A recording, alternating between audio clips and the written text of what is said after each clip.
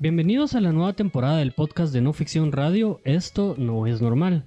Les saluda Osvaldo Hernández, soy periodista y hoy, como una gran mayoría en Guatemala durante este primer semestre de 2026, hablaremos de abogados. Pero no tanto de la profesión en sí, sino de lo que hay detrás del gremio, de los profesionales de derecho y las disputas encarnizadas que se dan por el control de la justicia en el país. Desde hace 40 años, de hecho. Y como consecuencia de ello se tienen este año los procesos de comisiones de postulación.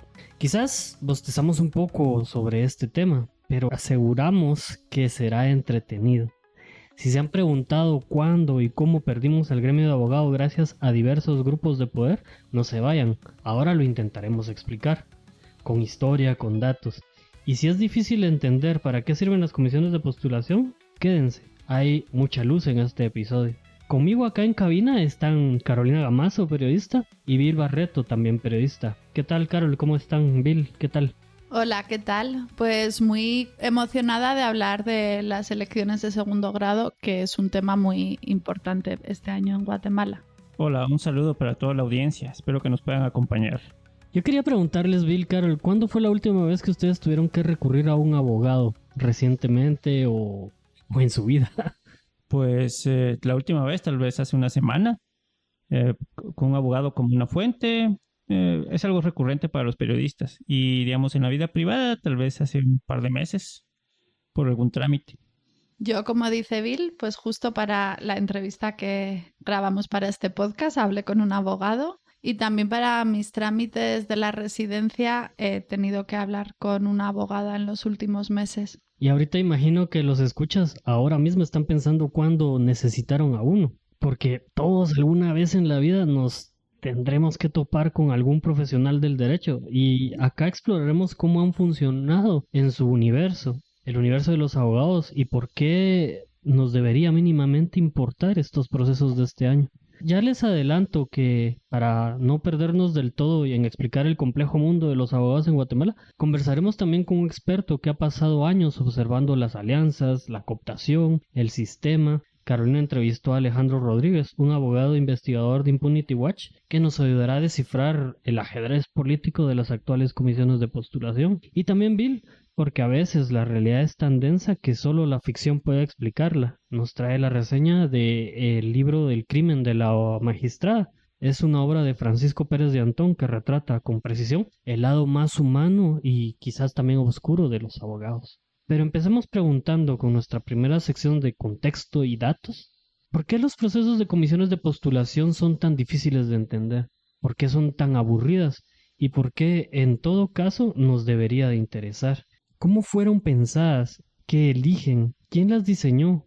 ¿Y cómo se corrompieron? Esta es una historia de abogados eligiendo abogados para que estos elijan a otros abogados. Y a eso en Guatemala le solemos llamar elecciones de segundo grado. Una democracia gremial rara y complicada. El cronista Carlos Monsiváis tenía una frase que decía: en lo que al prestigio laboral se refiere, el siglo XIX y sobre todo el XX latinoamericano comienza con ingenieros y médicos en la honrosa segunda fila, y en el centro están los abogados que hacen y rehacen las leyes, determinan el proceso cultural, crean y modifican las instituciones, aprovisionan a dictadores y presidentes de la República con discursos grandilocuentes, redactan los manifiestos subversivos y los textos oficiales. Forjan los estilos del habla culta con todo y dicción. Son a la vez los bohemios y los grandes burgueses. Y en Guatemala podríamos decir que los abogados han escrito las reglas del juego en el que todos vivimos. Se han hecho necesitar para casi todo. Para un contrato, para sacarte de la cárcel, para casarte, para divorciarte, para criminalizar, para comprar un terreno o una casa. Están básicamente en todas partes. Hicieron las leyes, las escriben, las corrigen y las retuercen también. Y aparecen, como en este año, hasta en la política. 2026, pues todo parece estar alineado para que los abogados decidan en gran medida el rumbo del país, decidan cómo se configuran los contrapesos políticos desde la justicia.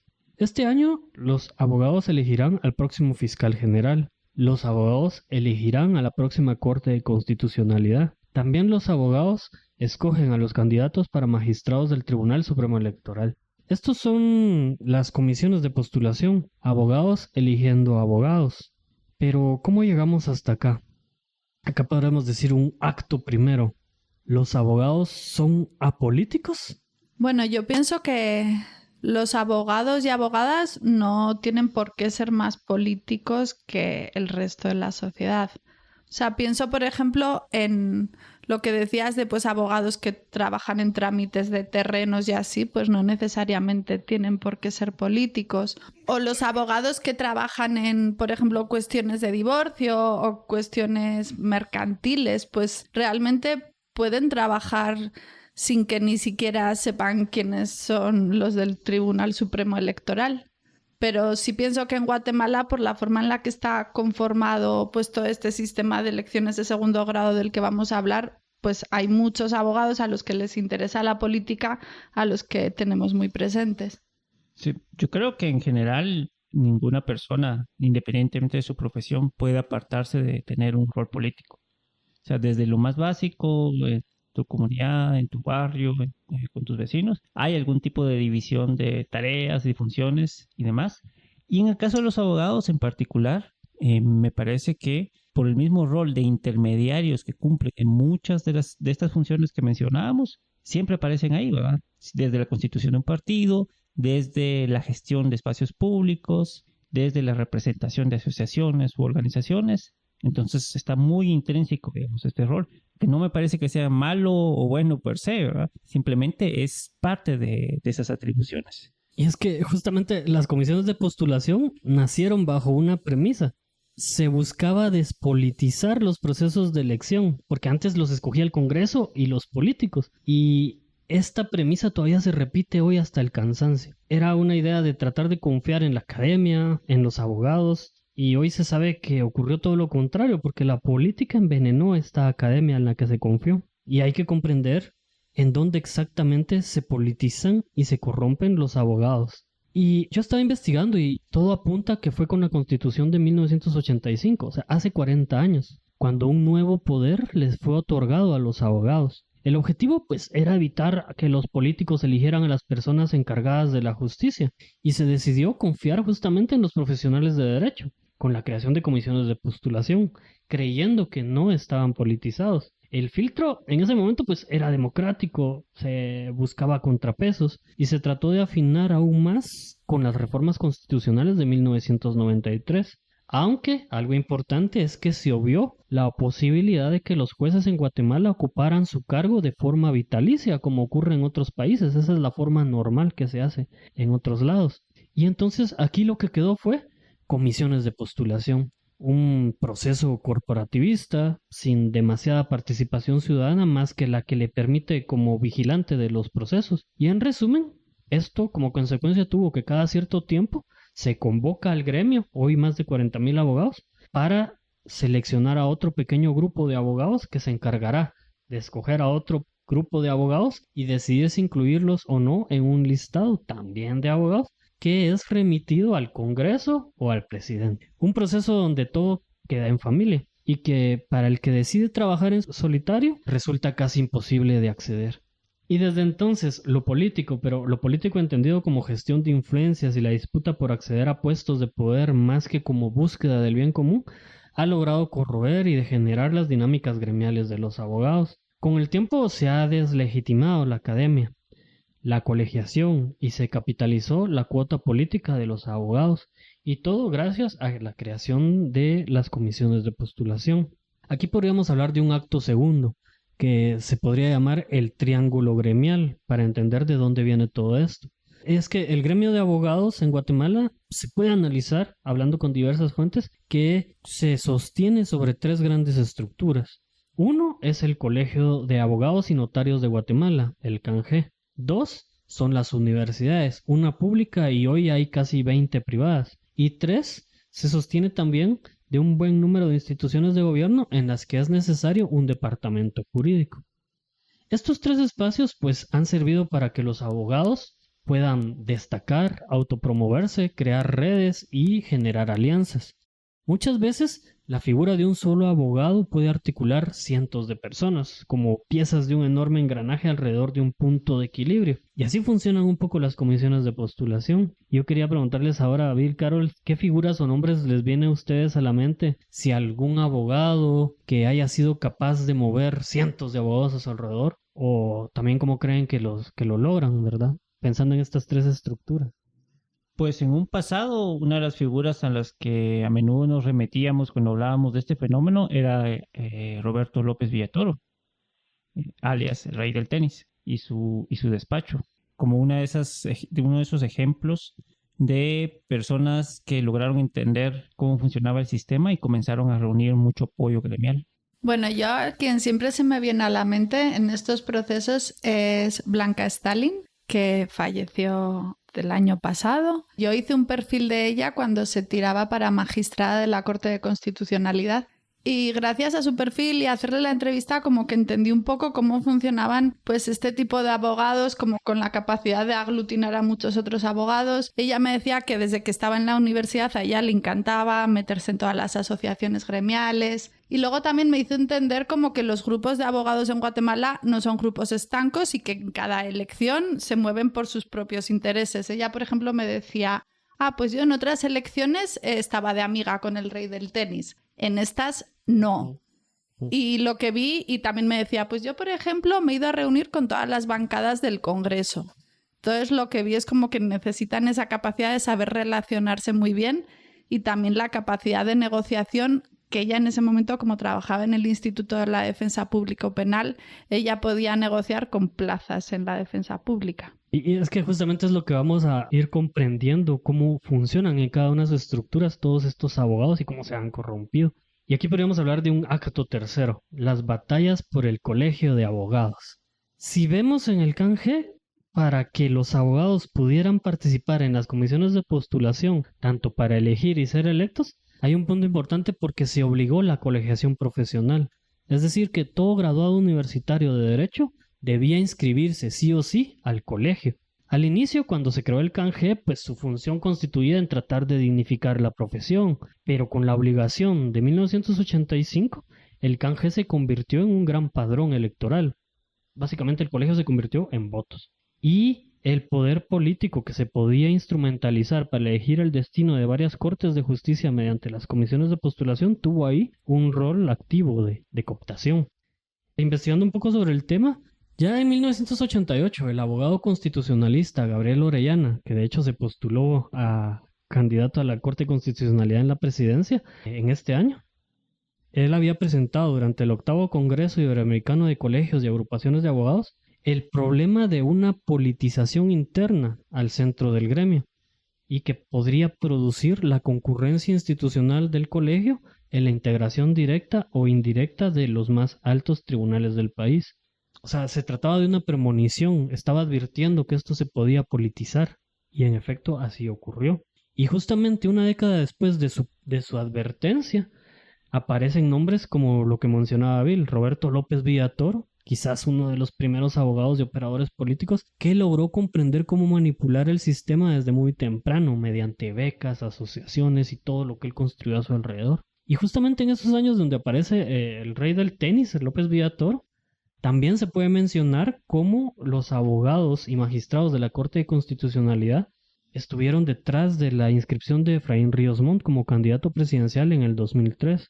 Y es cuando empiezan estas nuevas batallas entre abogados más encarnizadas, gracias a esa politización que ocurrió de 1985. Algunos abogados incluso recuerdan esta época como una lucha de clases, porque en ese momento se disputaban los abogados de élite, que son los históricos que habían creado las constituciones anteriores, contra grupos emergentes provenientes de clases bajas que lograban convertirse en abogados y les disputaban el poder.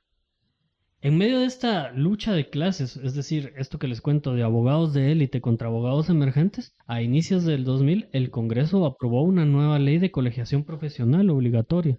La pelea se dio en el Congreso y la ganó el entonces poderoso Frente Republicano Guatemalteco FRG, Un partido que se caracterizó en parte por cuestionar hasta cierto punto permitida la oligarquía. Y con esta reforma se obligó a que ningún abogado en Guatemala, a pesar de tener un título de abogado y notario otorgado por algunas de las universidades del país, pudiera ejercer su oficio sin antes ser colegiado en el canje. Es decir, antes se obligaba a la colegiación, pero aquí lo que ocurrió fue que nadie podía ejercer la profesión sin estar colegiado. Y ese es el punto de inflexión que se dio.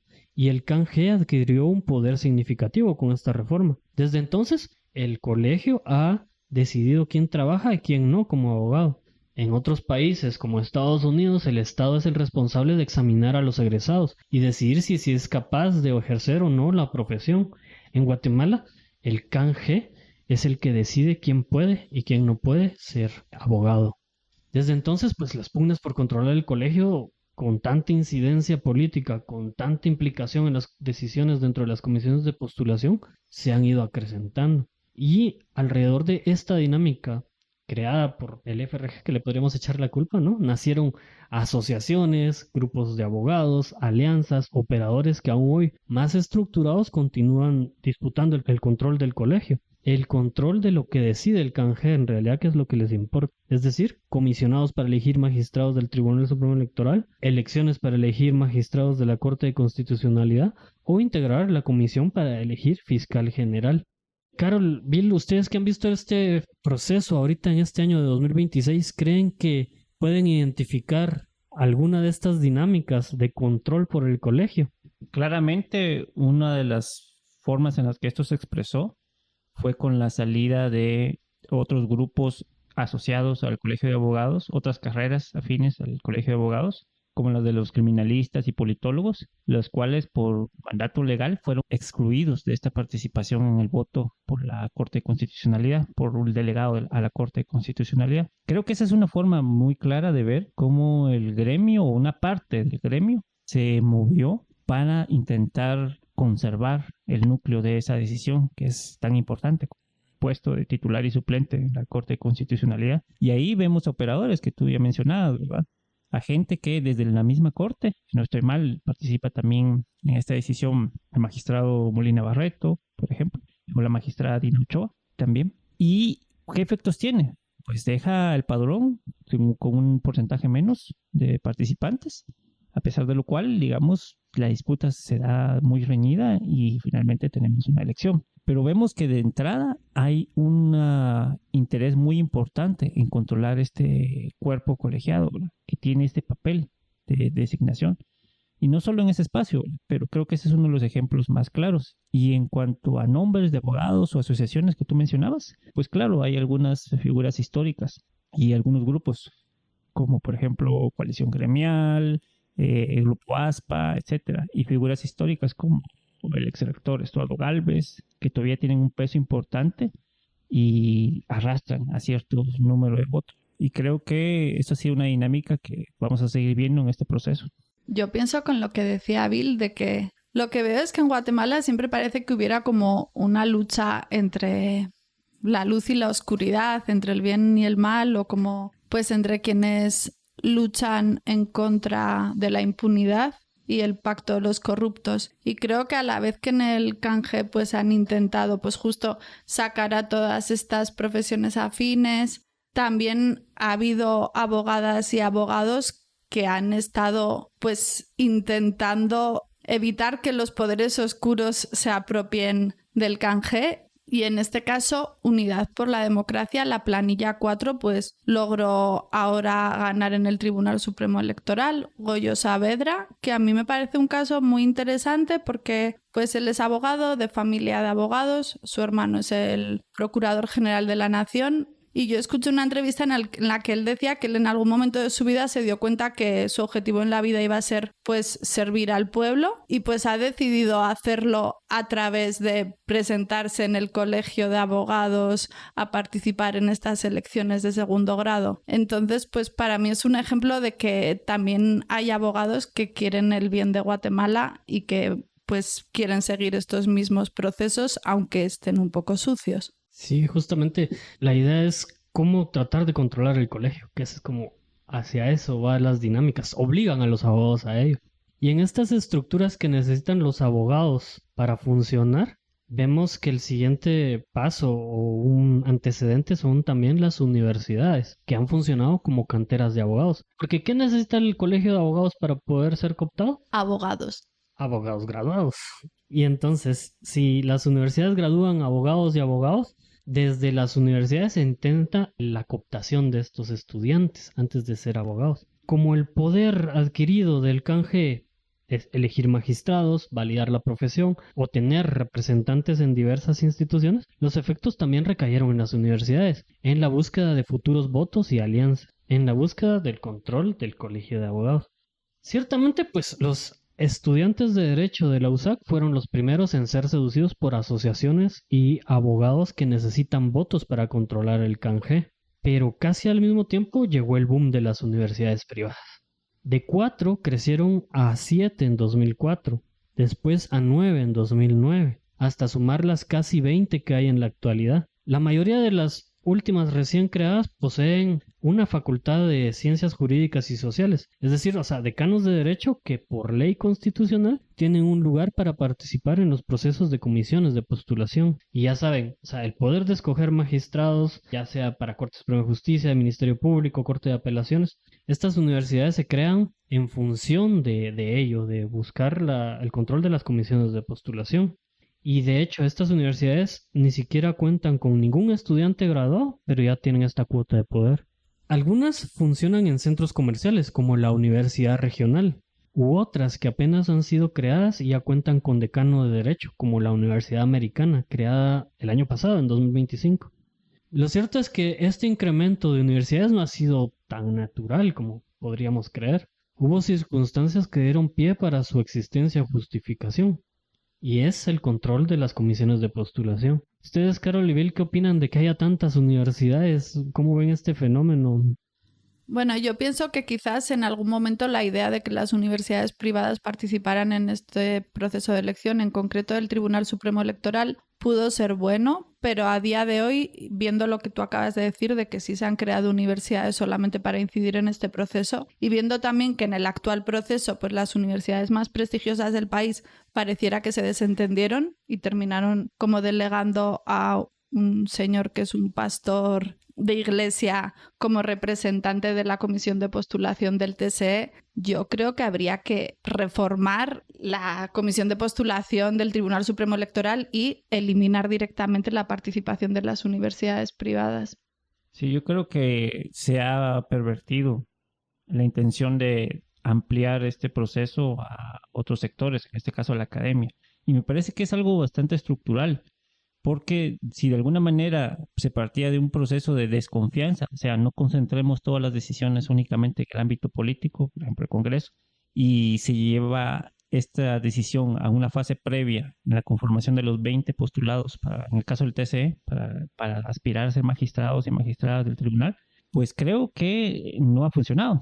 Y de cuenta podemos hablar sobre los últimos procesos electorales, 2023, 2019. Si hacemos un poco de memoria, vamos a ver serias deficiencias en las decisiones de magistradas y magistrados. ¿Y de dónde vienen estos magistrados y magistradas? De este proceso.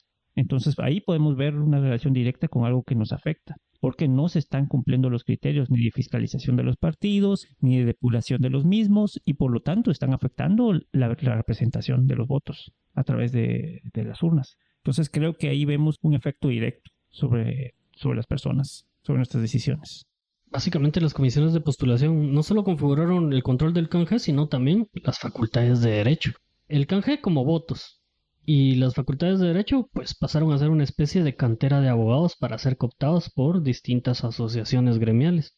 Y es raro porque hablando con abogados también mencionan que ellos no se unen en torno a una ideología, sino a otro tipo de afinidad, como la amistad, la academia y el compromiso. La lealtad ha sido el factor fundamental para la búsqueda de apoyos. Y esto es importante porque si un catedrático de una universidad o un decano o un abogado con bastante trayectoria, para llevarlo a puestos importantes tiene que hacer uso de estas estructuras, integrar comisiones de postulación y ser electos como magistrados en el futuro, ¿no? Como hablaba Carol de cómo Blanca Stalin se movió o el rey del tenis también se movió para ser simpática en distintas instituciones. Y así las redes crecieron, o sea, se expandieron, se politizaron y se logró, pues, la cooptación gremial. Porque ¿qué necesita un abogado para ser tomado en cuenta en una comisión de postulación? Si vemos las tablas de gradación de las comisiones de postulación, importa demasiado que haya asistido a un montón de cursos, a cuestiones académicas, que tenga muchos diplomas, que haya impartido conferencias, que haya recibido talleres, títulos. Esto lo han comprendido las asociaciones de abogados, es decir, ofrecen cursos, becas, mientras más diplomas, mejor abogado, supuestamente.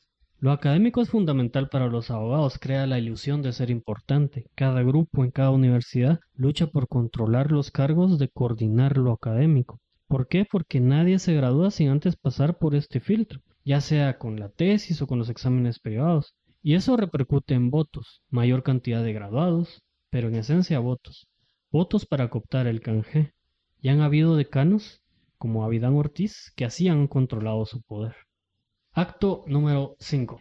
El otro pilar fundamental desde donde funcionan los abogados es lo público. Lo público como equilibrio y meta. Esta última estructura de cara a las comisiones de postulación se encuentra en la función pública. O sea, una vez que los batallones dentro de las universidades, dentro del colegio, han cumplido su función, el siguiente paso son los puestos de la Administración de Justicia, Cortes de Apelaciones, Ministerio Público, Corte Suprema de Justicia, el Instituto de la Defensa Pública Penal, la Procuraduría General de la Nación o incluso el Registro de Información Catastral. Aquí también funcionan las mismas estrategias, es decir, la cooptación de los otros dos espacios, asociaciones, cursos, planillas, desayunos, conferencias. En el organismo judicial, por ejemplo, son los magistrados los que tienen una asociación propia. Es como un club de Toby, pero claro, cada magistrado detrás obedece a una asociación o a una universidad y se convierten así en embajadores dentro de la corte, según los intereses de cada grupo, según las necesidades de alguna elección del canje, y las llamadas son recurrentes, obedecen a su grupo de origen, a su grupo de validación. A lo externo, pues, lo que vemos nosotros en el organismo judicial se conoce el funcionamiento de dos colectivos registrados, o sea, la Asociación de Jueces y Magistrados y el Instituto de Magistrados de Corte de Apelación. Pero al interno las divisiones son demasiados, o sea, son grupos contra grupos. Y lo mismo sucede en el MP, la Defensa Pública Penal, en la Procuraduría General de la Nación. Hasta les dan permisos para ir a votar y acarrean con buses a esta gran cantidad de votos para cada proceso. Carol y Bill, ¿pueden recordar algún abogado que haya movilizado una institución pública de cara a alguna elección de segundo grado? Por ejemplo, estaba recordando ahora, durante el gobierno de Otto Pérez Molina, se mencionaba a su yerno, Gustavo Martínez, que desde esa posición, digamos, influía para que se movilizaran abogados dentro del sector público en un sentido o en otro.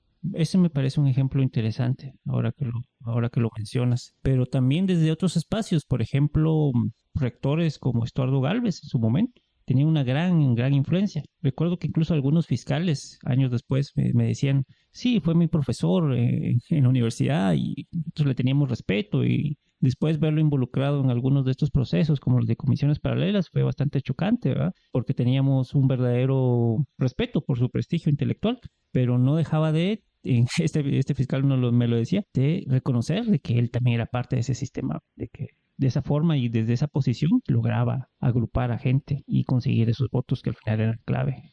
Bueno, Bill pone ejemplos del lado de la corrupción y yo voy a poner ejemplos del otro lado, y en este caso quiero mencionar a Astrid Lemus, que ha sido electa por el canje como magistrada de la Corte de Constitucionalidad. Ella es ex magistrada de la Corte Suprema de Justicia y pues a pesar de todos los intentos que ha habido en el Colegio de Abogados, pues al final acabaron eligiéndola a ella, que creo que también se perfilaba como una de las candidatas a rectora de la USAC. Entonces como que pues pienso que también hay personas como que tienen una trayectoria proba y logran que personas que buscan pues un país donde las estructuras criminales no estén tan enquistadas, pues les den su apoyo.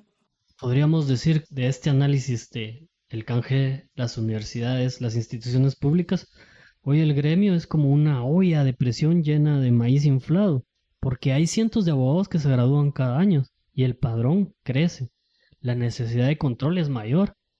Hay más asociaciones, más nombres de magistrados controlando a los abogados, y en esta historia de cooptación de las comisiones hay leyendas de cómo operan los abogados. Ya hablamos del rey del tenis, ¿no? El exdecano Abidán Ortiz de la USAC, Freddy Cabrera de la Universidad Da Vinci, Juan Carlos Godínez de la Asociación de Abogados de Misco, o Blanca Stalin en el Instituto de la Defensa Pública Penal. Y en la actualidad pues suenan los nombres del ex rector Estuardo Gálvez, del magistrado de la Corte de Constitucionalidad Néstor Vázquez, de operadores políticos como Gustavo Alejos, pero también, como mencionaba Carol, hay nombres que intentan oponerse al sistema, pero que resultan indefensos ante el uso de estas mismas dinámicas y la politización gremial de los abogados, como Gregorio Saavedra, Patricia Gámez o el abogado Edgar Ortiz, que disputan pero tienen estas reglas del juego impuestas, ¿no? Y el capital político de un abogado, de un magistrado, de un comisionado, depende asimismo de la deuda que tenga con la red gremial que lo apoyó para lograr un espacio, también una reputación. No es fácil, la verdad, decir quién es bueno y quién es malo en estos procesos. El mundo de los abogados siempre es una zona gris y el ciclo siempre suele regresar a su punto de partida, que es la cooptación institucional. Bill, Carol, ¿qué opinan ustedes de esta historia detrás de las comisiones de postulación? ¿Les suenan? ¿Es válido? ¿Así creen que funciona? Yo creo que sí, pero también pienso que dentro de las comisiones de postulación hay otros actores y otras actoras que no son abogados y abogadas. Pues están los rectores, hay los decanos, el Consejo Superior Universitario. Solo para hacer esta acotación de que pues principalmente son abogados, tienes toda la razón, serán como un 80% los abogados que influyen en estas elecciones, pero que hay otras personas que no son abogados y abogadas. A mí me recuerda esta frase de una película que se llama El abogado del diablo, ¿no? Donde el personaje de Al Pacino, que es el diablo, le dice a su joven abogado: nosotros somos el nuevo sacerdocio porque estamos en todas partes. ¿Y qué es lo que sucede? Encontramos a los abogados en todas partes, es cierto, porque son intermediarios de los grupos de poder, de toda naturaleza. Pueden ser gremiales, puede ser desde trabajadores, puede ser desde empresarios y demás. Pero son esos intermediarios, por eso son esas piezas clave que muchas veces ayudan a que las cosas se muevan en una dirección o en otra. Y en este proceso de comisiones de postulación, a mí me parece bastante positivo que en el aspecto más democrático, como son las elecciones directas en el canje, se haya visto que sí hay cierto nivel de pudor dentro de los mismos abogados y no quieren que se les mire como un gremio estigmatizado por la corrupción, y por eso están votando por otras opciones y están defendiendo su voto. Y eso me parece interesante, ¿verdad? Y es tal vez un signo también del hartazgo que hay sobre ciertas estructuras y cómo se ha operado o traficado con la justicia en Guatemala, desde el Ministerio Público, desde las Cortes y demás. Entonces me parece un síntoma positivo. Como síntoma de las comisiones, ¿verdad? Cómo se han cooptado y creo que hay disputas y sería de revisar qué opciones hay para elegir magistrados si no se van a usar las comisiones de postulación. Pero esto que les conté era la historia de los abogados, que podría ser el mapa de este laberinto confuso de las comisiones de postulación, el uso del canje, de las universidades, de las instituciones, lo político incrustado a nivel gremial. Pero el mapa, como sabemos, no es del todo la descripción de un territorio. Y para entender estos procesos vigentes, los vigentes de 2026, nos volvemos a una realidad más técnica, más enfocada a cómo en realidad funcionan las comisiones de postulación. Carol, cuéntanos, ¿a quién entrevistaste tú para este tema?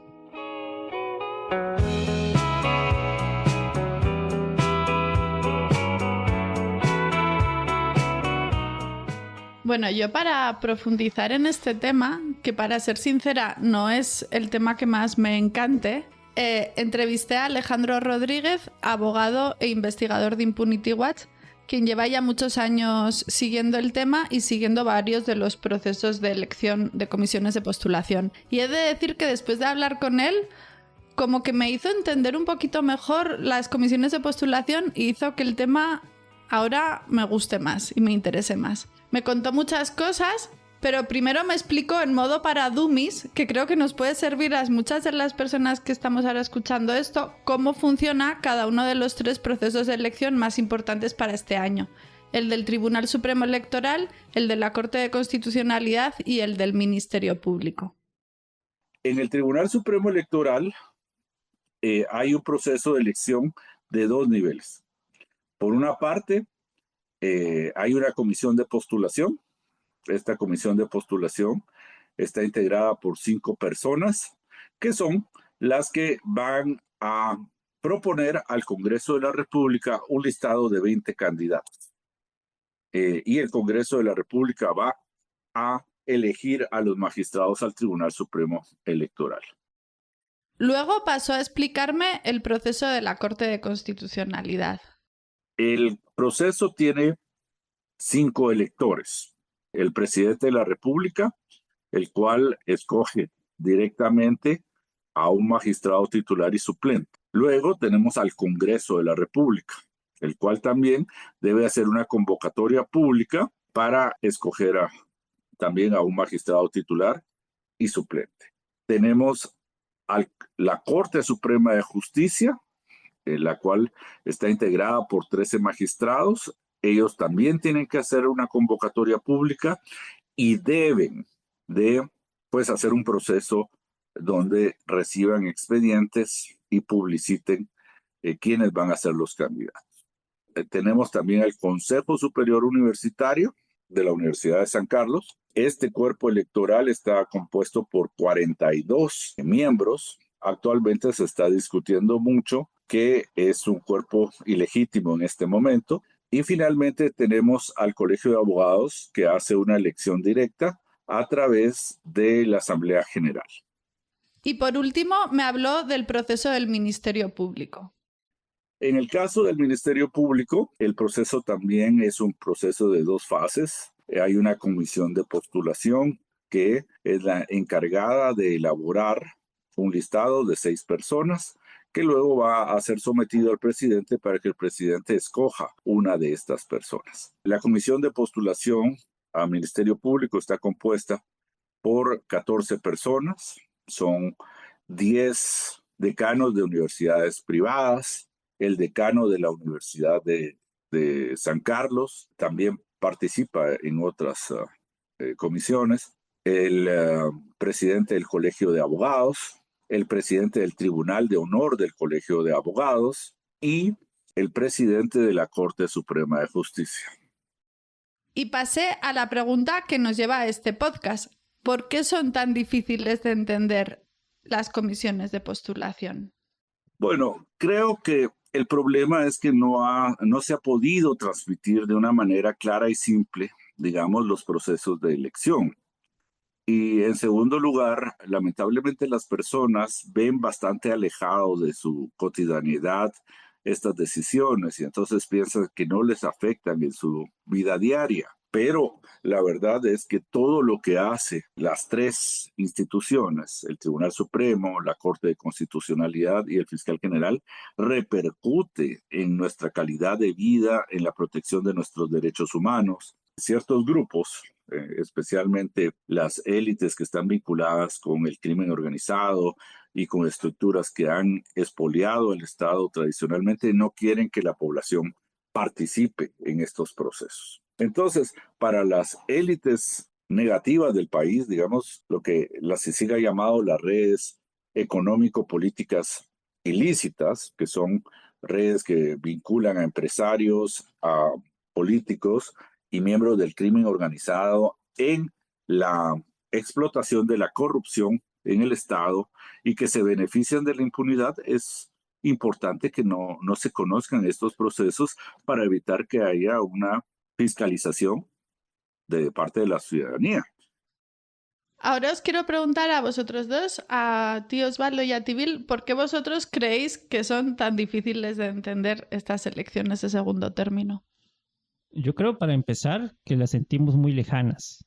O sea, como ciudadano de a pie, que cómo se conforma el Tribunal Supremo Electoral, cómo se elige al fiscal del Ministerio Público o a los magistrados de la Corte de Constitucionalidad, nos parece algo lejanísimo, ¿verdad? Algo con lo cual no tenemos un contacto diario, lo cual es paradójico porque al final sí tenemos un contacto diario, pero no lo vemos. Por ejemplo, muchas decisiones que nos afectan en la vida diaria, desde el consumo de plástico en el país, al final muchas de esas decisiones terminan dándose en espacios como la Corte de Constitucionalidad. ¿Quién participa o no en un proceso electoral? O sea, ¿quiénes pueden ser nuestras autoridades? Se decide en parte entre el Tribunal Supremo Electoral y en parte en últimas instancias, incluso en la Corte de Constitucionalidad. ¿A quién se investiga penalmente? por corrupción o por un caso de crimen organizado o por un caso de criminalidad común, pues el Ministerio Público tiene el monopolio de la investigación penal. También nos afecta. Si somos juzgados de forma ilegítima o investigados de forma ilegítima, pues eso es algo que nos afecta. Y todas estas cosas, todos esos espacios de poder son decididos por personas a las cuales no tenemos acceso. Entonces, al tener esa distancia, creemos que es algo que está lejos de nuestra vida cotidiana, aunque en algún momento nos termina por afectar. Y eso creo que es parte de lo que complica entender estos procesos, porque no vemos sus efectos directos. Yo estoy de acuerdo porque siento que como ciudadanos nos excluye, porque no es como unas elecciones generales donde tú pones tu voto y marcas una papeleta, ¿no? En cambio en esto es como hay otros abogados que están decidiendo por ti, porque al final de cuentas es así, no es una elección abierta. Y entonces como no siento que estoy marcando un papel, es como no sé qué pasa y entonces a mí se me vuelven confusas porque me excluyen como ciudadano. Sí, pues ahí tienes razón, Osvaldo, no había pensado en esto. Bueno, hay algunos procesos en los que ciertos ciudadanos pueden elegir. Por ejemplo, el Consejo Superior Universitario, pues el Colegio de Abogados. Si eres de la USAC o eres un abogado colegiado, sí puedes elegir. Pero tienes razón en eso, de que no, o sea, es un papel pasivo. También le pregunté a Alejandro si creía que el proceso de comisiones de postulación, en parte establecido en la Constitución y en parte tras la creación del Ministerio Público, seguía siendo un buen modelo. Él me dijo que él cree que el caso de la Corte de Constitucionalidad era un buen sistema de contrapesos, pero con el actual problema del Consejo Superior Universitario.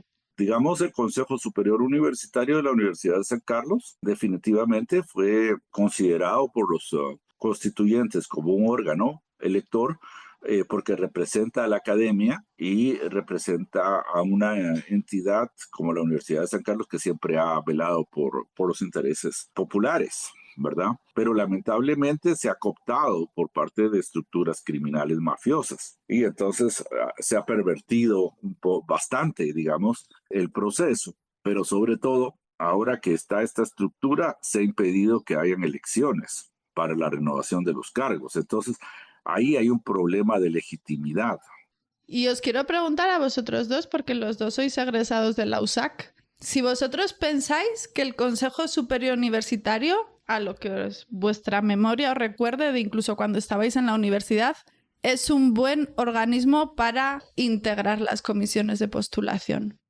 Yo soy más de la idea de que la universidad tiene un papel político, en este caso la Universidad de San Carlos tiene un papel político importante, clave, y que creo que debe cumplir desde la fiscalización, desde la investigación, desde la academia. Pero probablemente se le ha dado demasiado rol protagónico en este tipo de decisiones y eso ha terminado por llevar los conflictos del exterior al interior de la política universitaria. Creo que ese ha sido un papel que ha sido cuestionado de la universidad en los últimos procesos y para mí es algo que debería separarse.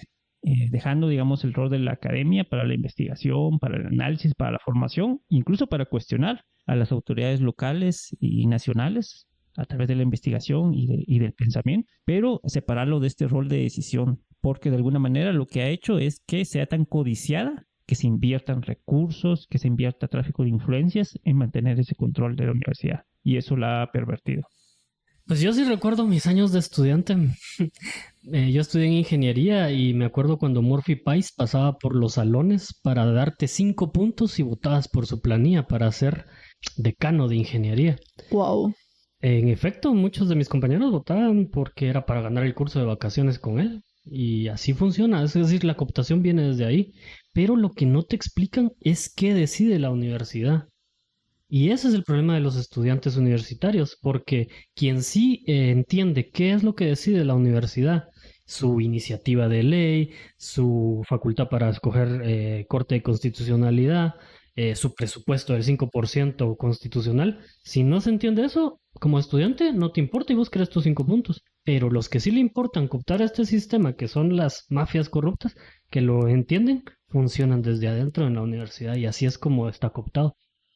Es que pienso que eso es clave porque realmente el Consejo Superior Universitario elige a 1 de 5 magistrados de la CC, o sea, es un 20%.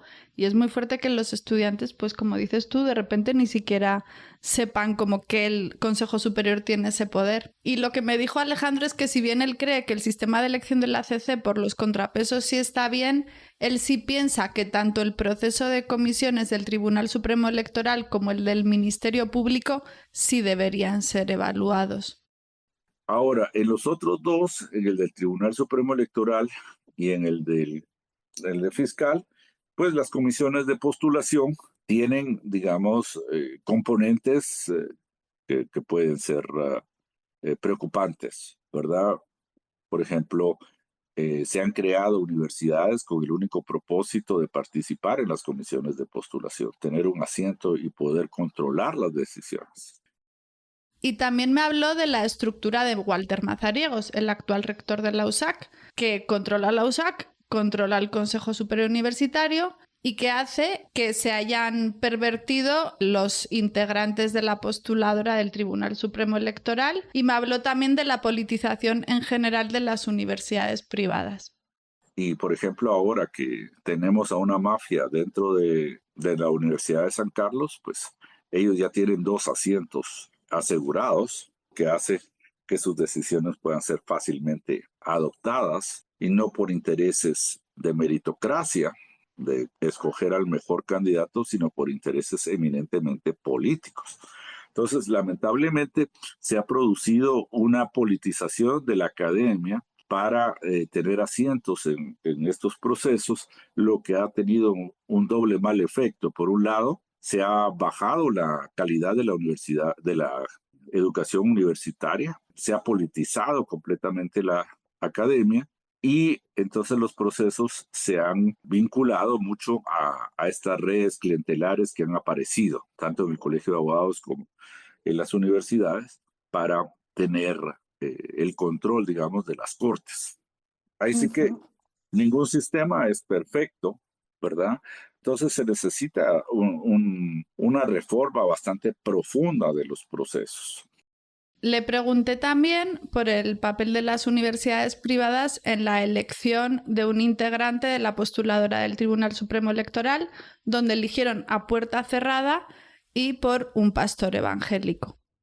Fue un proceso bastante complejo y yo creo que hubo situaciones, bueno, primero al delegado como rector de las universidades privadas, no tiene las calidades, ¿verdad? Porque él es un ministro de culto. Él ha estado vinculado desde el principio con la Iglesia del Verbo y con Ríos Montt. Entonces tiene una inclinación partidaria también que hace muy cuestionable su independencia y autonomía como comisionado. En su momento se habló de que el rector de la Universidad Rafael Andívar iba a ser el comisionado. Lamentablemente no podía participar por la prohibición expresa, pero la forma en que se desarrolló la sesión, en donde se eligió al rector Herrera, pues yo diría que no fue tan transparente y es algo que se tiene que analizar, ¿verdad? Entonces vemos que muchas decisiones se están tomando de una manera vertiginosa, anómala y para beneficiar intereses espurios. Y bueno, ya hemos mencionado antes un poquito en la parte en la que Osvaldo nos estaba contando la historia, como este papel de las universidades privadas, pero no sé si tenéis algún comentario a raíz de lo que acabamos de escuchar decir a Alejandro.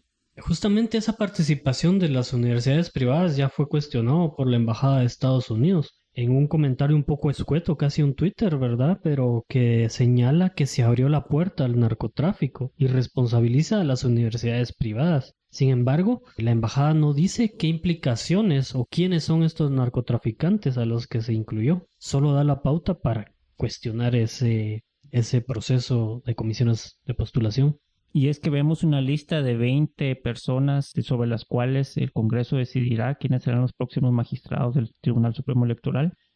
¿Y cuáles son las funciones de estos magistrados? Pues una de las tareas es la fiscalización de los partidos, incluyendo de dónde vienen sus fondos. Y es ahí donde uno puede sospechar precisamente que a grupos del crimen organizado les interesa tener magistrados que hagan la vista gorda sobre de dónde viene el dinero para financiar campañas. Y uno de esos posibles dineros, su fuente es el narcotráfico. Y eso hay que decirlo de manera clara. Tenemos antecedentes de alcaldes, diputados, secretarios de partidos y candidatos presidenciales procesados por narcotráfico en Guatemala, incluso extraditados en algunos casos. A mí me parece muy importante pues esta mención que hizo Estados Unidos, porque realmente como han sido tantos procesos a la vez, pues se nos han pasado algunas cosas de largo. Y en este caso, los rectores de las universidades privadas, sabiendo que Walter Mazariegos ya controlaba 2 integrantes de la postuladora, creo que sí tendrían que haber votado con un poquito más de integridad.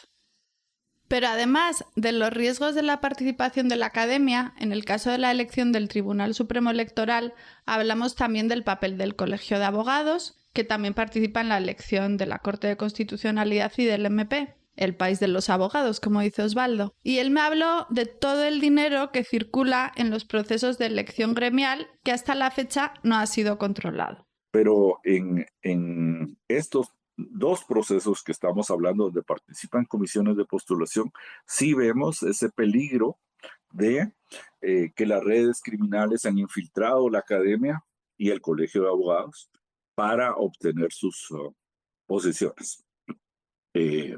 Por ejemplo, lo que nosotros hemos discutido mucho en las elecciones del colegio de abogados, hay un financiamiento increíble para los grupos gremiales, ¿verdad? Son cantidades millonarias las que se están invirtiendo en las campañas de algunos candidatos, más que todos los que estaban vinculados con Néstor Castellanos o con Minor Moto o el mismo Galvez, en donde se ha reportado, por ejemplo, que se desplazan en helicóptero a los mitines, en donde están financiando grandes hoteles con comidas para que lleguen los abogados allí.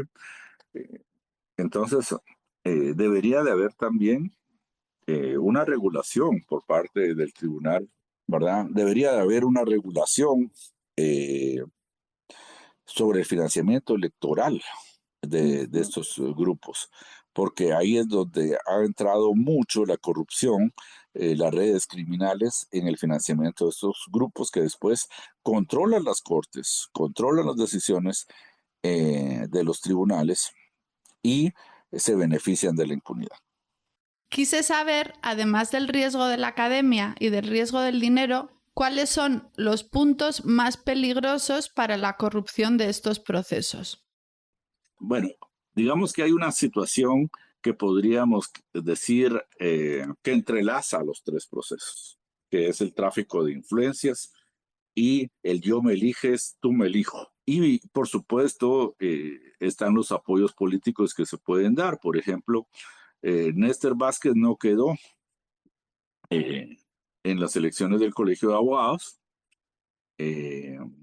quedó el candidato Galvez, pero entonces Galvez, que tiene un fuerte componente de control sobre la Corte Suprema de Justicia, puede decirle a Néstor, si tú me das apoyo con tu grupo en las elecciones, yo puedo influir para que te elijan en la Corte Suprema de Justicia. Entonces, este tipo, digamos, de tráfico de influencias es algo muy perverso que se puede dar dentro del proceso.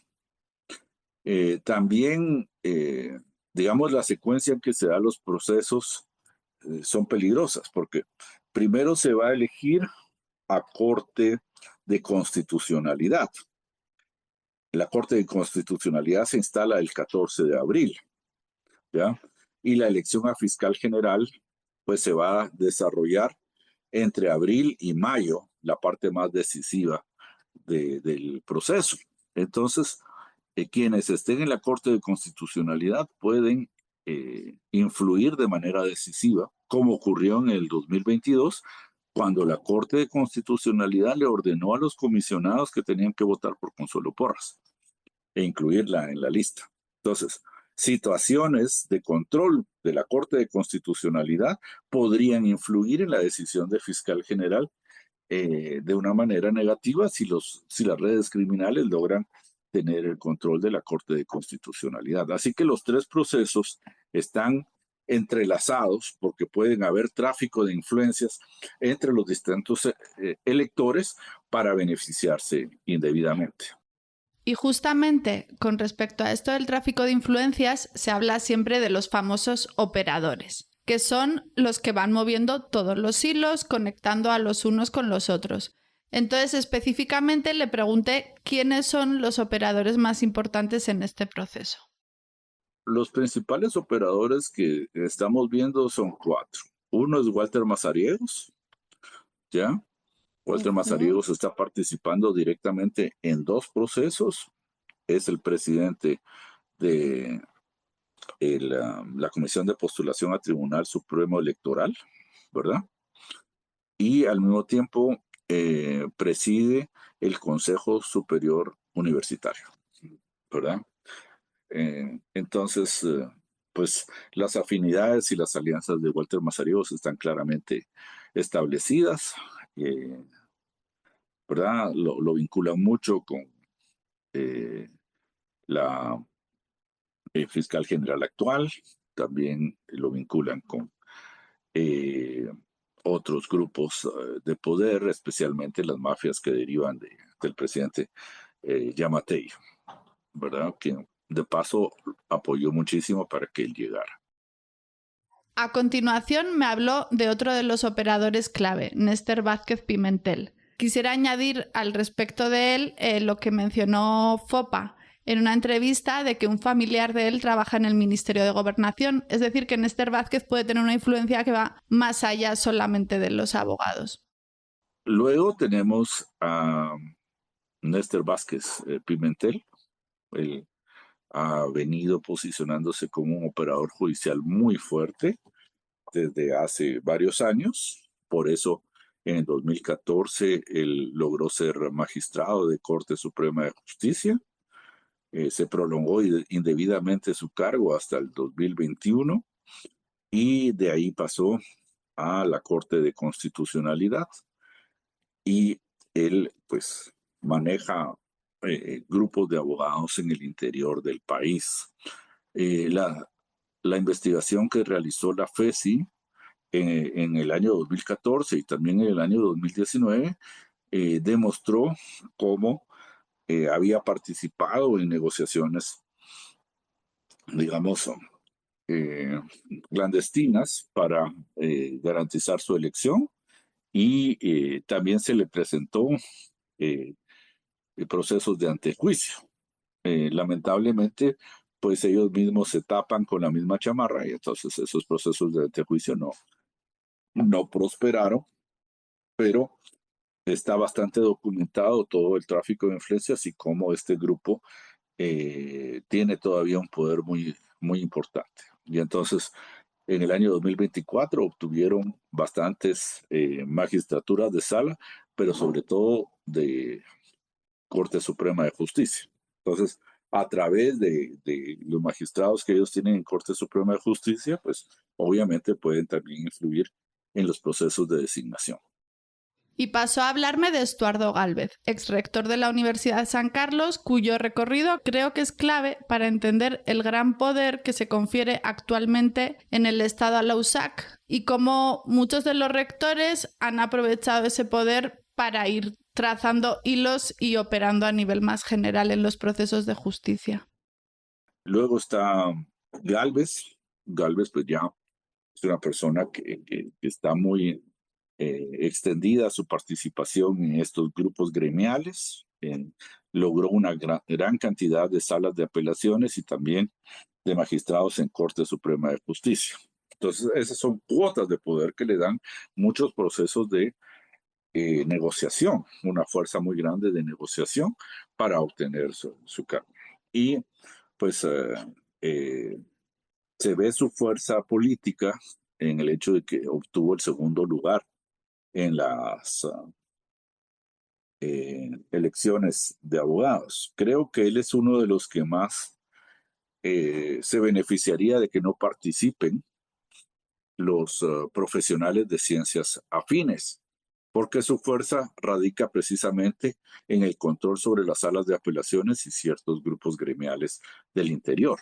Entonces, eh, son abogados donde tiene básicamente su poder, su influencia y control, ¿verdad? Y finalmente me mencionó al rey del tenis, a Roberto López Villatoro. Y luego está el rey del tenis, que es un operador político que ha mantenido bajo perfil, ha perdido mucho poder, pero siempre tiene una cuota en la Corte Suprema de Justicia que puede negociar.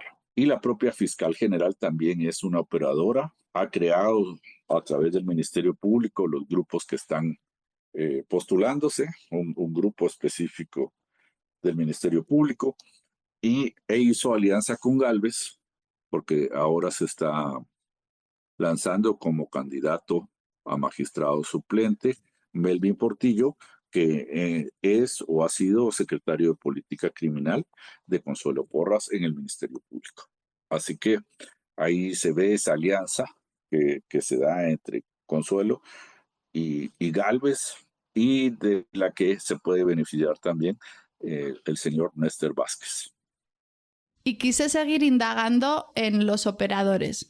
¿Cuáles son los intereses que mueven estos operadores o cómo se traduce? ¿Esto se traduce en dinero para ellos? ¿Se traduce en poder? ¿O porque hay personas que quieren cómo operar en estos procesos? Digamos, algunos tienen necesidad de garantizarse la permanencia porque les da antejuicio y les mantiene impunidad, digamos, ¿verdad? Vamos a decir que les mantiene la inmunidad, pero en general les mantiene la impunidad. Pero el control de decisiones judiciales obviamente les da un gran poder político que les convierte en actores poderosos del Estado. Por otra parte, hay muchos intereses económicos en juego, porque estas redes son redes político-económicas ilícitas que obtienen beneficios manteniendo la impunidad de ciertos grupos. Y naturalmente ahí es donde hay corrupción dentro del Estado. Digamos, esta corrupción ha venido desde hace 30 años, no es del actual gobierno, sino que ya son estructuras que están muy enquistadas dentro del Estado y que han venido expoliándolo y que ha costado erradicar.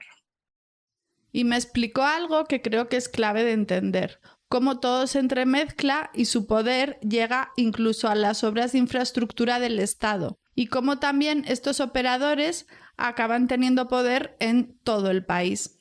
Digamos, el gobierno ha enfrentado este problema y por eso tiene muchas dificultades en la ejecución de obra, porque estas estructuras ya están anquilosadas dentro y son los que succionan muchos recursos del Estado de miles de maneras, y sobre todo en las municipalidades y en los gobiernos locales, y hay muchas redes que son muy difíciles de explicar, pero entre diputados y alcaldes, ¿verdad? La obra pública de las alcaldías, pues muchas de ellas eh, van a contratistas privados y a grupos a veces económicamente ilícitos. También, obviamente, obtener sentencias absolutorias para estos grupos es muy importante para mantener la impunidad. Y entonces los grupos criminales financian a estos cuerpos gremiales precisamente para garantizar que tengan magistrados que van a responder a sus intereses, ¿verdad? Y así, pues, mantienen los mercados ilícitos que se están dando en todo el país, de todo, de tráfico de drogas, bueno, obra pública, corrupción en obra pública, etcétera, ¿verdad? Entonces es un entramado ya muy profundo. O sea, el nivel de corrupción estatal, de corrupción, digamos, en el sistema de justicia, mejor dicho, es muy grande y por eso se habla que Guatemala es un estado capturado.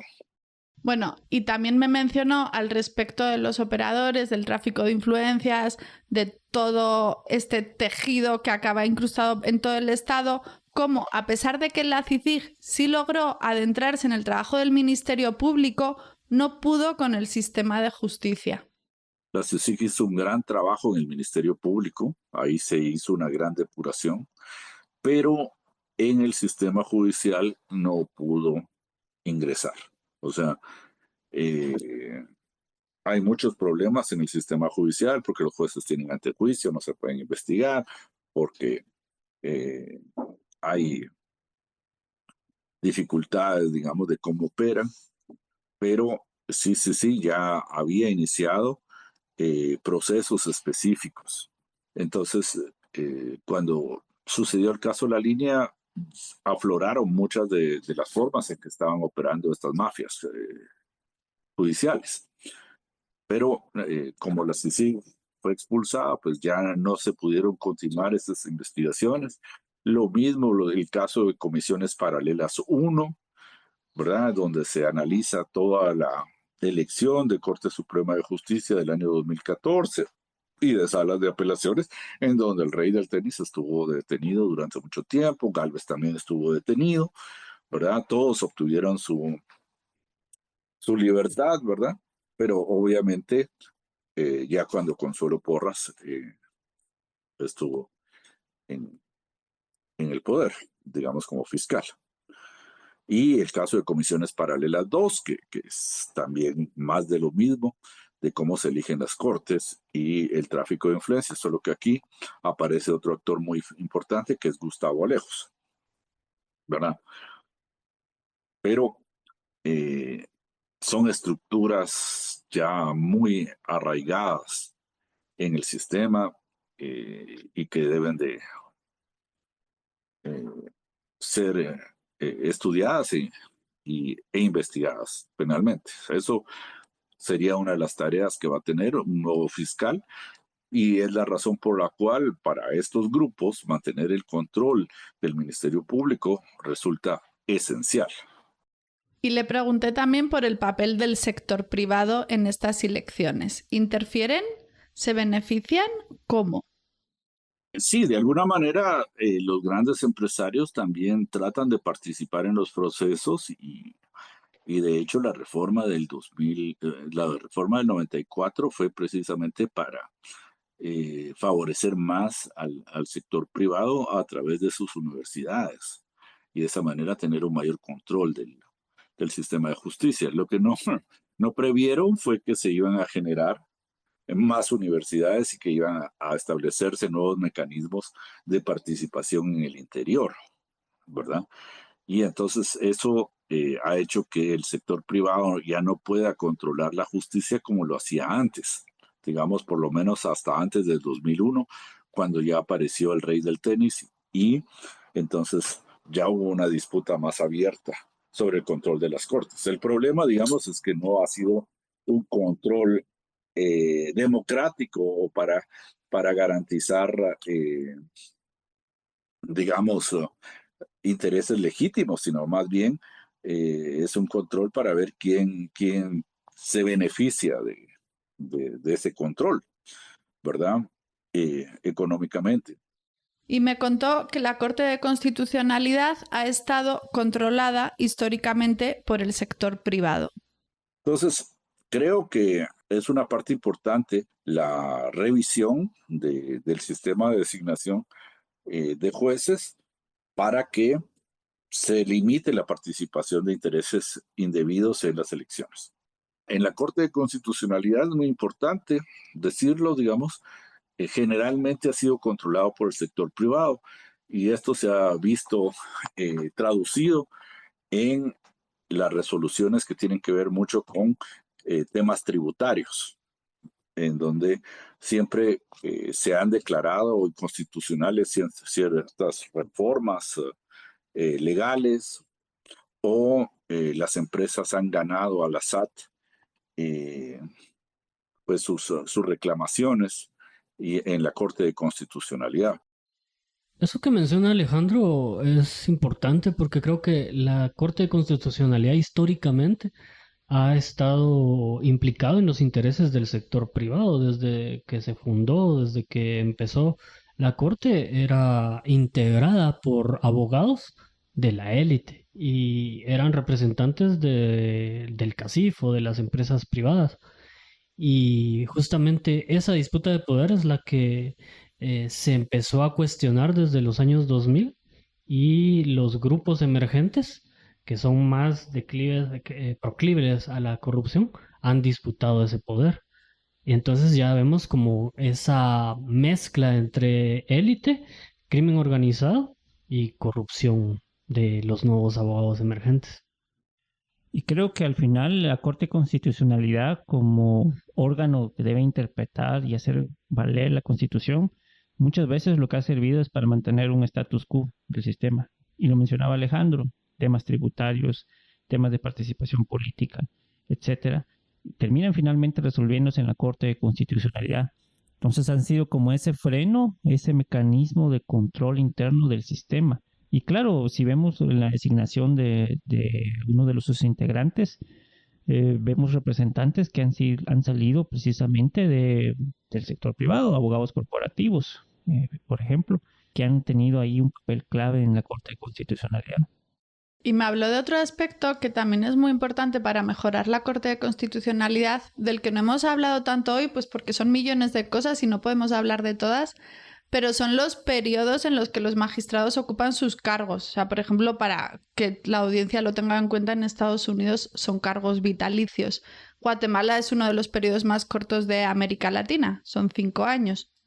En primer lugar, la duración de los mandatos de los miembros de la Corte de Constitucionalidad me parece que son muy inferiores a los que tienen regularmente otros países, ¿verdad? O sea, 5 años o 6 años para la Corte de Constitucionalidad es muy corto, es un periodo muy corto y es algo que debería de reformarse. Segundo, otro problema que existe, y lo ha dicho la relatora, es de que la renovación se hace todos al mismo tiempo, cuando debería de hacerse una renovación que fuera gradual y no simultánea. Entonces, para que así los periodos vayan dando más estabilidad y más autonomía a la Corte. Y quise terminar preguntándole cómo afectan estas elecciones a un ciudadano o a una ciudadana de pie, a una persona sin intereses en controlar Guatemala, sin intereses en llevarse dinero de la corrupción de jueces, por ejemplo. Digamos, nadie está exento de poder ser acusado ilegalmente de un delito y ser condenado, ¿verdad?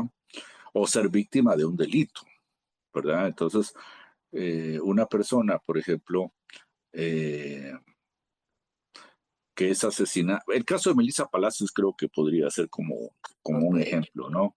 De cotidianidad, ¿verdad? O sea, una persona puede ser víctima de un delito y va a enfrentar a esta estructura que es monstruosa y que garantiza impunidad. Entonces no va a poder obtener reparación.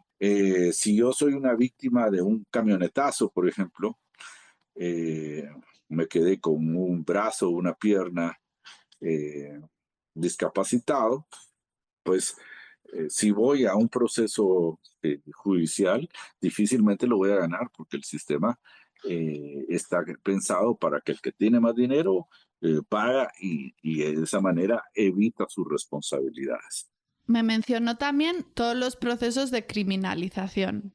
Ya no digamos lo que está sucediendo en ámbitos más grandes, como por ejemplo todo lo que tiene que ver con la criminalización de defensores de la tierra, los procesos por usurpación, donde están desapoderando a la gente de sus tierras, el observatorio de la propiedad privada, en donde entonces las personas de mayor vulnerabilidad no tienen cómo protegerse, ¿verdad?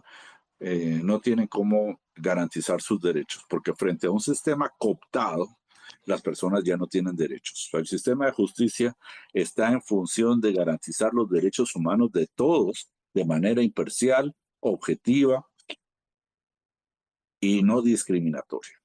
Pero si el que tiene más dinero y el que puede pagar más, entonces va a comprar las resoluciones judiciales, pues las personas de mayor vulnerabilidad no van a tener derechos. Y eso lo vemos cotidianamente en todos los aspectos. En materia de derecho laboral, los juicios laborales tardan miles de años y muchas veces no terminan como debieran, sino que en impunidad para el trabajador. Y entonces eso, pues naturalmente impacta en que yo como trabajador no voy a ir a reclamar mis horas extras, mis vacaciones, mi derecho a la salud, mi derecho a bono 14, porque no tengo garantías de poder ganar un juicio, ¿verdad? Entonces, las personas nos quedamos sin derechos. O sea, no tenemos protección judicial de los derechos, que es un derecho fundamental básico declarado por la Convención Americana de Derechos Humanos. Todas las personas tienen derecho a un recurso judicial efectivo frente a las violaciones de derechos humanos. Vosotros, Bill antes sí lo ha mencionado un poquito, ¿no? De por qué a las ciudadanas y ciudadanos pues sí nos deberían de enterar estos procesos. Tú, Osvaldo, ¿tienes algo, como que pienses algo sobre esto? ¿Alguna reflexión o alguna conclusión? La justicia nos implica a todos porque en algún momento te sucede algo y si el sistema está cooptado y no te puedes defender ante un magistrado o una sala de apelaciones para interponer tu propia defensa, estás indefenso como ciudadana, como ciudadano, ciudadana. Y ese es el riesgo que hay detrás de las comisiones de postulación, que te deberían de interesar porque en algún momento vas a necesitar un abogado y en algún momento vas a tener que recurrir a una de estas salas de apelaciones, Corte Suprema de Justicia, y no digamos el Tribunal Supremo Electoral que controla las elecciones y ahí nos implica a todos. Y quien controla estas instituciones define mucho del futuro de Guatemala. Y yo también, conforme él me mencionaba casos, me acordaba del especial que acabamos de publicar en No Ficción, que se llama Imprescindibles. Y específicamente, bueno, hubo dos temas que mencionaban el caso del acceso a la justicia. Uno era el tema de las mujeres que trabajan en maquilas, que justo lo hizo Bill, y que una de ellas contaba cómo a pesar de que ellas habían estado pagando mes a mes su cuota del ICS, unos años después se dieron cuenta de que la empresa no las había inscrito en el ICS. Y bueno, pues con sistemas cooptados, pues claramente las maquilas van a lograr ganar estos casos. Otro caso era una empleada de casa particular, que fue el tema justo que hizo Osvaldo, en el que ella sí logró que se le reconocieran todos sus años. Entonces, pues al final son ejemplos de que la justicia sí nos afecta individualmente a cada una de nosotras y nosotros. Y bueno, la entrevista fue muy larga, me explicó muchas más cosas y más cosas a detalle. La vamos a publicar en la página web de No Ficción y les recomiendo a todas leerla si quieren enterarse un poco mejor de este proceso.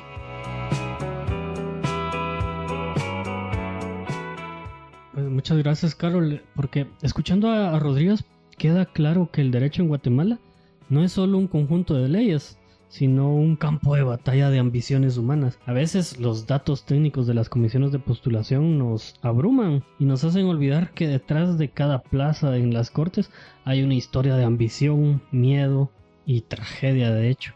Quizás el escritor Francisco Pérez de Antón entendió esto mejor que nadie, ¿verdad, Bill? ¿Qué novela reciente de Pérez de Antón nos puede hablar de cómo funcionan los abogados en Guatemala? Hola, sí, hoy quiero hablarles de una reciente novela del escritor Francisco Pérez de Antón de nombre El crimen de la magistrada y cómo esta de alguna manera es un relato policial que además involucra una reflexión sobre la Guatemala contemporánea. Una Guatemala, claro, marcada por la corrupción estructural, la impunidad y la erosión de la confianza en el sistema de justicia. A esta reseña de la novela la he llamado El crimen de la magistrada, un noir guatemalteco sobre élites y una justicia incierta. Esta novela de Francisco Pérez de Antón se inscribe claramente en la tradición de la novela negra, es decir, una trama criminal que funciona como vehículo para una crítica social más profunda. Desde sus primeras páginas, en El crimen de la magistrada, se deja claro que su ambición excede el género literario de las herramientas del noir, que ya conocemos, como la ambientación de atmósferas sombrías, cierta ambigüedad moral, redes criminales, violencia latente, para explorar qué ocurre cuando el Estado deja de ser garante de justicia y la sociedad entra en una zona gris, donde la memoria, la venganza y la desconfianza ocupan el centro de la vida pública. En esta historia seguimos a Rodrigo Laínez, un joven abogado que investiga el asesinato de su mentora, la ex magistrada Rosalía Alballeros, a partir de la aparición de un cadáver vinculado a una desaparición ocurrida 20 años atrás. Este hallazgo conecta pasado y presente, en una Guatemala donde la firma de la paz no significó el fin de la violencia, sino su transformación. La novela sugiere que la posguerra no cerró el ciclo de violencia, sino que lo desplazó hacia las instituciones. El conflicto armado dejó paso a otro tipo de guerra, la de la corrupción, la impunidad y la captura del Estado. En este universo narrativo, planteado por Pérez Danton, la justicia aparece cooptada por redes que integran abogados corruptos, políticos, funcionarios dispuestos a vender sentencias, y él la llama el concordato, que simboliza esta alianza entre crimen y poder institucional. Un dispositivo literario que sintetiza la idea central del libro. La corrupción no es excepcional, sino sistémica, o bajo el nombre de concordato, crea una agrupación del mal que nos remite a estructuras reales del crimen organizado surgidas durante el conflicto armado en Guatemala, como la cofradía o el sindicato. Vemos cómo las estructuras criminales recurren a operadores de todo tipo para garantizarse ganancias e impunidad. Trafican con información, usan el poder del Estado para amedrentar, perseguir, extorsionar, campean en el ámbito de las instituciones de justicia, paradójicamente, la arena donde la ley debería imperar. La pregunta que atraviesa la novela es perturbadora. ¿Qué ocurre cuando la justicia deja de ser capaz de reparar el daño que causa la corrupción de sus instituciones? La respuesta es inquietante. La justicia deja de ser pública y comienza a transformarse en venganza privada. Uno de los rasgos más distintivos de esta novela es su decisión estética de situar el crimen en los espacios de respetabilidad, es decir, en fuentes, iglesias, cafés, colonias cerradas. La corrupción no habita los márgenes sociales, sino los centros del poder. Así seguimos a este joven abogado Laínez en la serie de entrevistas que le ayudarán a entender qué hay detrás del crimen de la magistrada Alballeros. Este desplazamiento es fundamental. En lugar del imaginario clásico del crimen asociado a los bajos fondos, la novela muestra que las estrategias más sórdidas pueden gestarse en oficinas elegantes y círculos privilegiados. Aunque haya esbirros operando desde las instituciones y enterradores profesionales de cadáveres, la mayor podredumbre no está allí, sino a la vista en los despachos que trafican impunidad. La magistrada Alballeros encarna el dilema moral del libro. Incluso los actores honestos pueden quedar atrapados en estructuras que los obligan a cruzar límites éticos. La corrupción institucional no solo destruye al Estado, también corrompe a quienes intentan salvarlo. La novela introduce explícitamente la idea de que cuando el Estado falla, la sociedad regresa a la lógica del lujo por ojo. La justicia moderna, incapaz de castigar, deja espacio a la venganza como mecanismo social. Este tránsito de la justicia pública a la justicia privada es uno de los ejes morales del relato. La impunidad prolongada produce una regresión colectiva hacia formas más primitivas de resolución del conflicto. Esta novela, por ejemplo, leída en diálogo con el reportaje de no ficción El punto final de las élites, que por cierto les recomiendo, sobre el cierre del ciclo de la CICIG en Guatemala, adquiere una dimensión histórica adicional. La investigación periodística describe cómo las élites políticas, económicas y judiciales reaccionaron frente al avance de las investigaciones anticorrupción y terminaron reconfigurando el sistema para recuperar el control de las instituciones con la expulsión de la CICIG. La novela no narra ese proceso, pero imagina su resultado. Un país donde la justicia se convierte en un mercado, donde tener negocios ilícitos, encubrir un crimen, desaparecer un cadáver o lograr impunidad para un traficante está al alcance del capital. En este sentido, El crimen de la magistrada puede leerse como una novela, como una ficción del periodo posterior al auge de anticorrupción, tras la salida de la CICIG en 2019. Es una exploración narrativa del clima moral que surge cuando la esperanza institucional se desvanece. El valor de la novela se amplifica, por ejemplo, al contrastarla. Recientemente hay un estudio de opinión pública de enero de 2026 de la Fundación Libertad y Desarrollo, tanque de pensamiento de Dionisio Gutiérrez, una de las mayores fortunas de Guatemala, y por cierto, parte de los grupos que celebraron la salida de la CICIG, el cual muestra que la percepción ciudadana sobre la corrupción y la justicia coincide de forma notable con el retrato literario. Según ese estudio, un 41% de los consultados reconoce que la corrupción ha afectado su vida o la de su familia en distintos grados. Una parte significativa de la ciudadanía siente que la corrupción afecta a su vida cotidiana y duda de que los funcionarios enfrenten consecuencias reales por ella. En la novela, ese clima moral es el que va descubriendo su hilo conductor el novato abogado Laínez. Y por cierto, aprovechando que estamos hablando de novela negra, de crimen y demás, les recomiendo que puedan escuchar el podcast de El Experimento en no ficción, donde relatamos a través de diferentes entregas todo el periodo de la Comisión Internacional contra la Impunidad en Guatemala, de la CICIG, y su legado para el país. Tal vez uno de los datos más reveladores del estudio de opinión al que hacía referencia es que la mayoría de los consultados considera poco o nada probable que funcionarios corruptos enfrenten consecuencias reales. Este hallazgo es casi la premisa central de la novela, la impunidad como una condición estructural en la Guatemala contemporánea.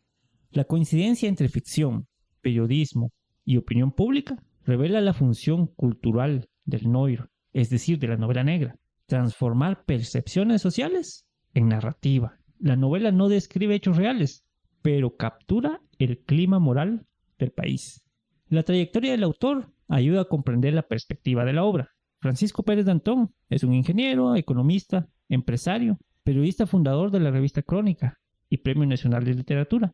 Ha estado vinculado al mundo empresarial y académico. Participó en la creación de Pollo Campero, marca insignia de la Corporación Multiinversiones. Pérez Dantón ha desarrollado una obra que explora recurrentemente la política y el poder. Esta posición híbrida explica por qué la novela observa la corrupción desde los espacios de las élites y no desde los márgenes sociales, probablemente. El estudio de opinión que citaba antes en la reseña proviene justo de la Fundación Libertad y Desarrollo, vinculada a Dionisio Gutiérrez y a Corporación Multiinversiones, uno de los conglomerados más empresariales más influyentes de Centroamérica. Y lo cual es paradójico, porque precisamente el lobby de las élites para desmantelar los esfuerzos anticorrupción, como los de la CICIG, nos arroja años después a una percepción de impunidad generalizada y desconfianza en el aparato de justicia. Este detalle introduce una capa adicional de lectura. La crítica al sistema judicial surge también desde espacios empresariales con influencia en la vida pública. Las propias élites se sienten desprotegidas ante las criaturas informes que han alimentado dentro de las instituciones de justicia. El crimen de la magistrada funciona simultáneamente como novela negra, reflexión política y diagnóstico cultural. A través de las estrategias narrativas del noir, la obra retrata una Guatemala donde la violencia no desaparece, sino que cambia de forma, donde la justicia pierde legitimidad y donde la frontera entre legalidad y crimen se vuelve difusa. La pregunta final que deja abierta la novela es tan literaria como política y dice así, cito: ¿qué sucede cuando la justicia es incierta e insegura y no hay manera de satisfacer el agravio recibido, porque los traficantes de la justicia hacen micos y pericos con ella? Fin de la cita. El regreso de la venganza privada, al ojo por ojo, es una posibilidad para los personajes de esta historia y es, trágicamente, un recurso más para la sociedad de donde surge este texto.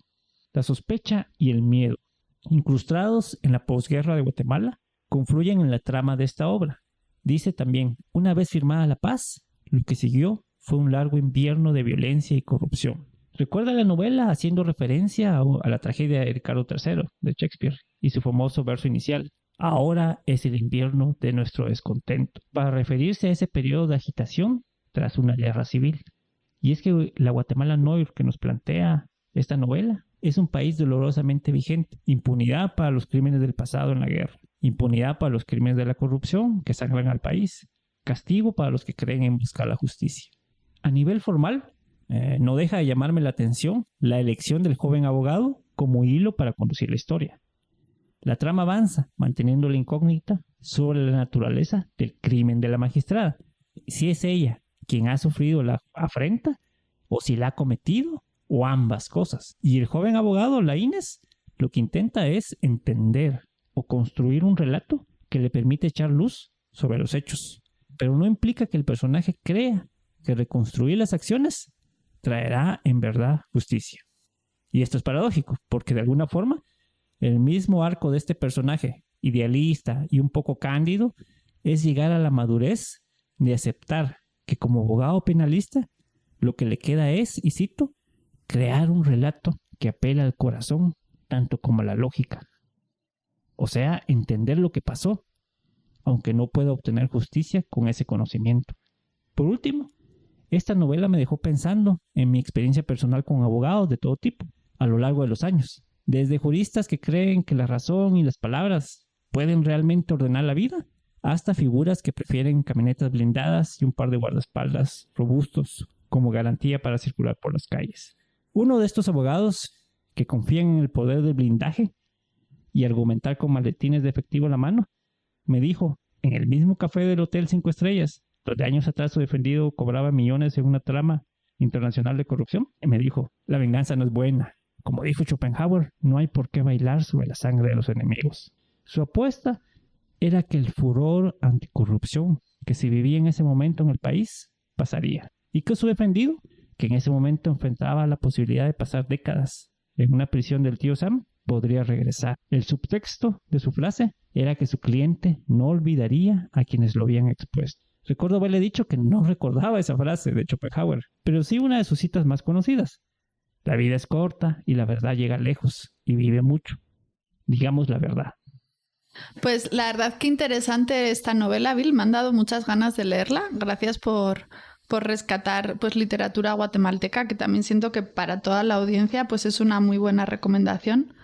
Y me ha parecido muy interesante algo que mencionabas casi al principio, cuando decías como que la corrupción no se da en los márgenes, sino que se da en los hoteles 5 estrellas o pues dentro de las instituciones, dentro de lugares como reconocidos. Entonces esto también como para cuando siempre parece que lo que nos da miedo son los lugares donde hay más pobreza, y realmente lo que nos tendría que dar más miedo son cuando se reúnen las personas poderosas en Guatemala.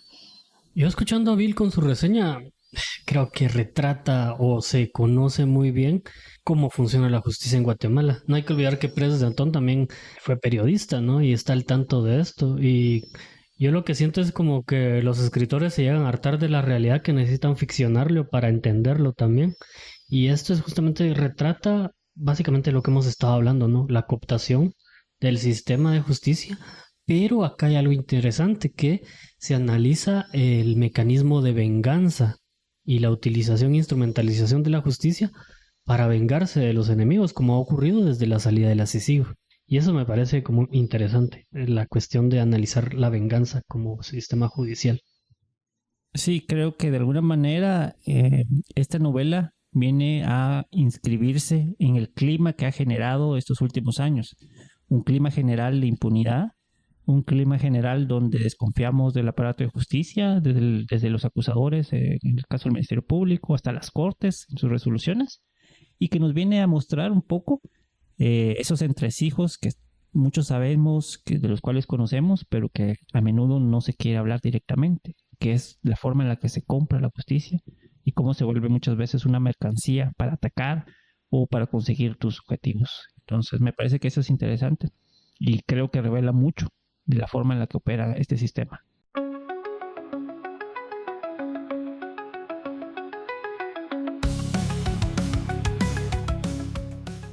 Gracias, Bill. Vamos a ver si compramos la novela. Y con esto aquí llegamos al final de Esto no es normal. Este fue el primer episodio de nuestra segunda temporada. Recuerden que no es normal que la justicia y que un gremio como el de los abogados requiera de trampas políticas para controlar una democracia de segundo grado. Tampoco es normal que la decisión de un magistrado dependa de quién pagó el desayuno, el diploma o las becas y su asociación con otros abogados. No es normal que las universidades sean fábricas de votos gremiales. Y tampoco es normal que un colegio sea disputado para controlar la justicia. Y no es normal que los ciudadanos nos sintamos excluidos y confundidos sobre cómo y quiénes definen nuestras leyes y nuestros derechos. Bueno, yo quería también contar a la audiencia, a nuestra querida audiencia, que en esta segunda temporada de Esto no es normal va a venir acompañada por unos procesos de diálogo ciudadano y que justo vamos a hacer uno sobre este capítulo en específico de No es normal que las elecciones de segundo grado sean tan difíciles de entender, que lo vamos a hacer próximamente en la librería Catafixia, en el Centro Histórico, y que estén atentas y atentos a nuestras redes sociales donde les iremos informando sobre esto, para que ustedes también nos puedan contar qué piensan sobre estas elecciones y sobre todo lo que hemos estado hablando hasta ahora. Pueden comentar nuestros episodios en las redes sociales o aquí en esta plataforma de podcast donde nos escuchan. No queda más que invitarlos a leer No Ficción y sus reportajes y escuchar los demás episodios de No Ficción Radio. Gracias Bill, gracias Carolina por acompañarnos. También una mención especial a Elsa Amanda Chiquito que nos acompaña en controles. Pues muchas gracias a vosotros dos y a Elsa también y a toda nuestra audiencia por escucharnos hasta aquí. Sabemos que nuestros episodios son largos, pero lo hacemos para que no se aburran en el tráfico de la ciudad. Un saludo para nuestra audiencia. Gracias por escuchar. Chao. Adiós.